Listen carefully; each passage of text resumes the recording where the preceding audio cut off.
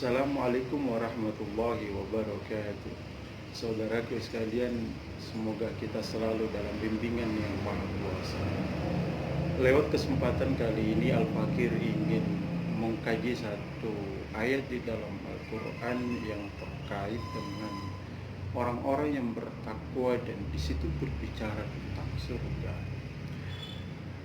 Dan ini kita bisa pahami dan lihat teman-teman sekalian pada Quran surah Ali Imran ayat 133 sampai 134. Ayat ini dimulai dengan Allah mengatakan wasari'u ila maghfiratin min rabbikum, yang menurut ulama kita badiru ila maghfiratin min rabbikum, bersegeralah untuk mencari ampunan Tuhan, kal Islam wa taubah, menurut ulama, dengan cara kita melakukan upaya-upaya taubat, meminta ampun kepada Allah atas berbagai kesalahan, kehilapan, atau sesuatu yang itu tidak sejalan dengan nilai agama. Mengapa penting untuk selalu merenungi diri kita, untuk selalu mencari ampunan Allah dimanapun dan kapanpun? Karena antara nikmat kasih sayang, kemurahan Allah kepada hamba manusia itu tidak sebanding dengan apa yang dilakukan, apa yang diusahakan oleh manusia selama hidupnya. Bayangkan saja, kita diberikan Allah 24 jam sehari semalam. Allah memberikan kita umur 40 sampai 60 tahun. Tetapi dalam sehari semalam itu, apa kebaikan, apa ibadah yang kita persembahkan kepada manusia, apa nilai ibadah yang paling bermanfaat kepada manusia, terlebih kepada Allah Subhanahu wa Ta'ala sendiri. Sehari semalam misalkan kita hanya mendirikan, punya kewajiban sholat 5 waktu. Rata-rata kalau kita sholat sendiri itu tidak akan sama durasi lamanya kalau kita sholat berjamaah. Anggaplah kita sholat berjamaah 5 kali sehari semalam, itu kurang lebih yang kita gunakan setiap sholat itu 15 menit. Itu berarti lebih 1 jam sehari semalam itu hanya mengabdi kepada Allah. Pertanyaannya, cukup nggak dengan waktu 1 jam ini kita beribadah sholat ini dengan kemurahan kenikmatan Allah, kemurahan hati Allah, kedermawanan Allah, maha kasih sayang Allah kepada hambanya ini? Tentu tidak sebanding. Oleh karena itu, kalau bukan karena ampunan Allah, bukan karena kasih sayangnya Allah, maka ibadah manusia sungguh tak berarti di hadapannya. Tak sebatas itu, ayat ini kembali mengatakan wa jannatin arduha samawati wal ardh, di mana surga itu seluas langit dan bumi. Jadi orang-orang yang mencari ampunan Tuhan itu sesungguhnya akan disediakan oleh Allah surga yang seluas langit dan bumi. Nah, berbicara surga, ada 2 hal yang Al-Fakir ingin tekankan, ingin kaji dalam hal. Pertama, apa makna surga sesungguhnya? Apakah surga itu hanya seperti yang selalu digambarkan oleh Al-Quran, tajri min tahtil anhar, yaitu mengalir di dalamnya sungai dan dilengkapi dengan berbagai fasilitas kemewahan di dalamnya? Kalau kita maknai, ini berarti surga yang dijanjikan Allah berupa tempat yang ada setelah kita dibangkitkan oleh Allah. Tapi ada surga yang lebih dekat dari kita, yang kita lakukan dalam kehidupan sehari-hari.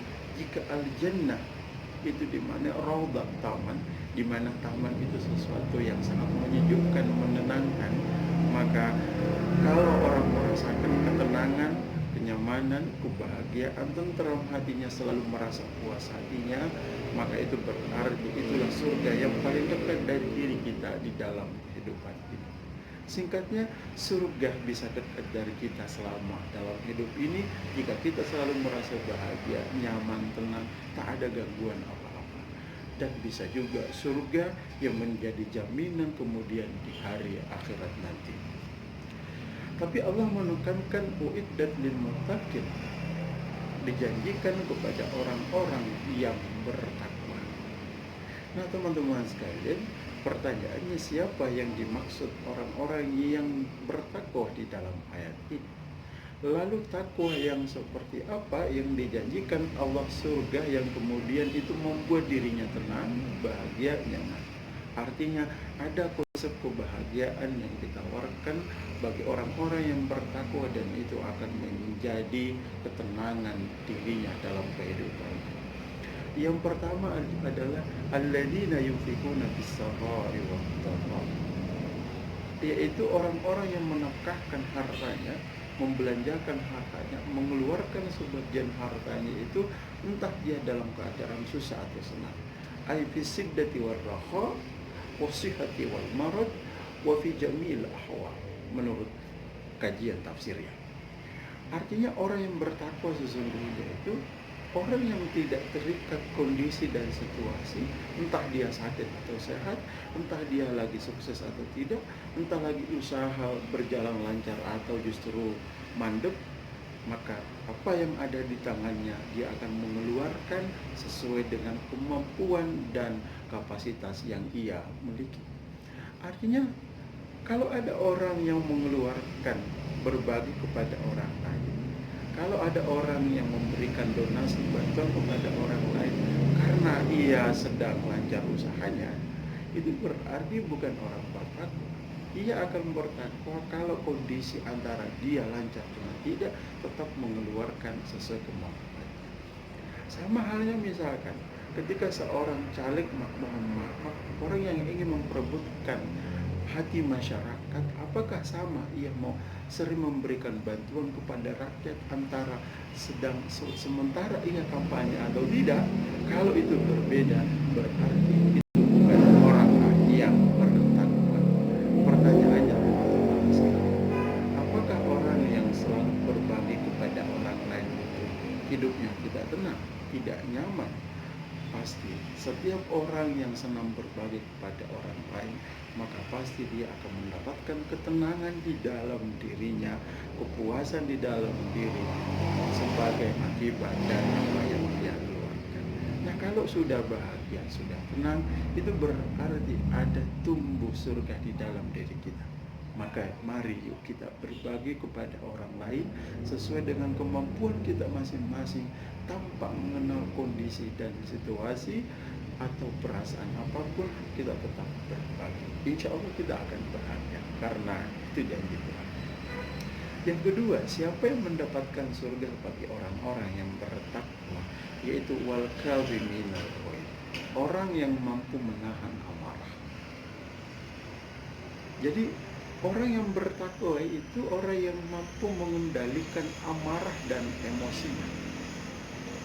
Tentu kalau ada orang yang suka marah, suka emosi, tidak mampu mengontrol kejiwaannya, emosionalnya, kira-kira hidupnya, pikirannya, perasaannya, apakah selalu tenang atau tidak? Tentu tidak. Tapi kalau orang yang mampu mengendalikan emosinya, mengendalikan amarahnya, tidak mudah terpancing dengan isu-isu, tidak mudah merespon persoalan dan itu membuat dia marah, maka pasti perasaan kita akan tenang. Perasaan kita akan baik-baik saja, tidak akan terusik dengan persoalan apapun, karena ada konsep takwa di dalam diri kita. Jadi itu juga bagian cara menghadirkan surga di dalam diri, lewat mudah menahan amarah, tidak terpancing, tidak mudah terprovokasi dengan persoalan. Sahabat Nabi Shallallahu Alaihi Wasallam pernah bertanya, "Qala ya Rasulullah, ausini, berilah wasiat kamu, titipkan aku pesan kepadaku tentang persoalan." Apa kata Nabi? Qala la taqul, engkau jangan. Sebuah pertanyaan serius oleh sahabat, tapi dijawab sangat singkat dan memberi makna yang luar biasa. Inilah salah satu keunggulan Nabi, memberikan satu pesan yang singkat tapi mendalam dan memberikan faedah yang cukup luar biasa.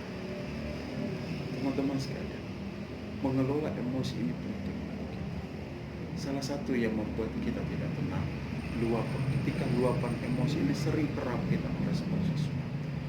Kita tidak mampu mengontrol emosi kita ketika dalam persoalan ditekan, atau dalam keadaan ada sesuatu yang membuat kita harus marah, lalu kita harus menahan. Bahkan salah satu penelitian mengatakan betapa marah ini, kita kembali kepada pesan Nabi yang mengatakan lapar dan jangan engkau makan. Ternyata dari segi kesehatan, dari segi biologis ini memberi faedah yang sangat luar biasa. Salah satu seorang peneliti mengatakan, kalau seseorang mampu menahan amarah, berarti ia sudah mengalahkan musuh di dalam. Sekali lagi saya katakan, kalau orang sudah mampu menahan amarah, maka ia berarti sudah melawan amarah atau mengalahkan musuh di dalam. Ternyata hasil riset yang ini bisa kita nanti lacak apakah betul hasil penelitian ini, dalam setiap cairan yang dimunculkan dari hasil emosi amarah bagi manusia, ketika darah itu diambil lalu diberikan kepada kelinci, dimasukkan cairan itu ke dalam tubuh kelinci, dan maka kelinci itu tidak akan bertahan lama. Artinya hasil luapan emosi amarah seseorang itu sendiri menghadirkan racun di dalam diri. Maka sangat wajar orang kadang berpesan, gak usah terlalu cepat marah, nanti cepat. Barangkali itu juga misalnya. Atau orang kalau terlalu mudah marah, itu akan memunculkan penyakit hipertensi, akan darah tinggi, dan orang kalau sudah hipertensi itu akan sangat potensial kena penyakit stroke. Pertanyaannya, apakah kalau orang sudah kena stroke, sudah tekanan darah tinggi, hidupnya akan bahagia? Tentu tidak. Inilah salah satu bentuk gambaran surga dalam hidup. Artinya ada surga yang paling dekat dari kita dengan melihat ajaran agama, yaitu jangan mudah marah, jangan mudah terpancing emosi, kontrol emosi kita. Karena Nabi kita itu Sallallahu Alaihi Wasallam tidak mengajarkan marah, tapi yang diajarkan adalah ramah dan merahmati sesama. Yang ketiga, teman-teman sekalian, adalah wal afina 'anil nas, yaitu memaafkan kesalahan manusia. Ini juga persoalan sulit sesungguhnya. Tapi bagi orang yang bertakwa itu, dia akan memaafkan kesalahan orang lain tanpa orang lain harus meminta maaf kepada dia. Jadi sesungguhnya orang yang bertakwa itu, dia akan memaafkan saudaranya, orang lain, tetangganya, karib kerabatnya, tanpa harus menunggu permintaan maaf dari dia. Karena itu ada beberapa kelompok manusia.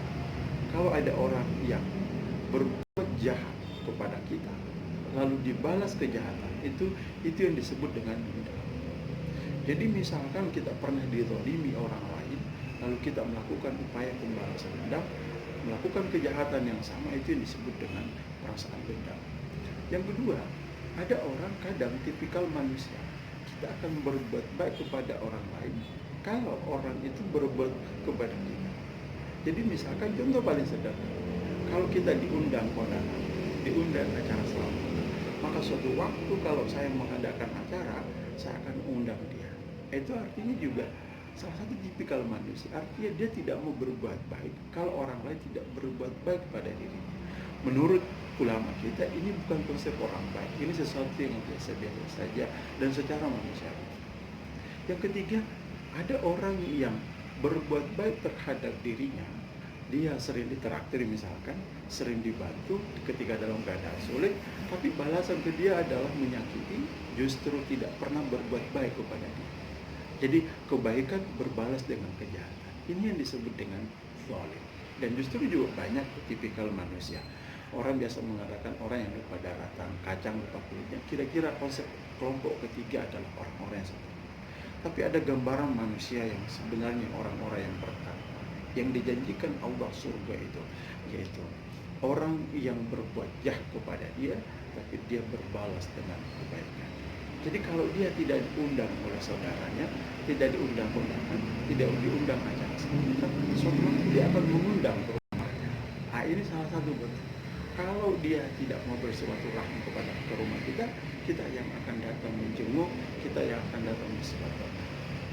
Nah, inilah salah satu konsep orang-orang yang bertakwa yang dijanjikan Allah kepada kita. Pertanyaannya, apakah orang yang suka memendam emosi dalam diri itu akan tenang perasaannya? Tentu tidak. semakin banyak musuh kita, semakin tertekan hidup kita, semakin besar kecemasan kita, semakin besar tekanan kita. Tapi kalau sering memaafkan kesalahan orang lain, menganggap sesuatu biasa-biasa saja, maka dengan sendirinya surga akan datang dalam diri kita berupa ketenangan dan kebahagiaan. Apa kata Tuhan? Wallahu yuhibbul muhsinin. Allah mencintai orang-orang yang melakukan kebaikan. Kebaikan seperti apa? Bersedekah, berinfak, membantu orang lain tanpa mengenal waktu dan kondisi, kemudian menahan amarahnya di saat suasana genting, tidak mudah terpancing dan emosi. Yang ketiga, memaafkan kesalahan orang lain tanpa harus menunggu orang lain untuk meminta maaf. Mudah-mudahan teman-teman sekalian kita termasuk orang-orang yang muhsinin, yang dijanjikan Allah surga, tentu surga di dunia berupa kebahagiaan dan surga kelak di hari kemudian nanti. Assalamualaikum warahmatullahi wabarakatuh.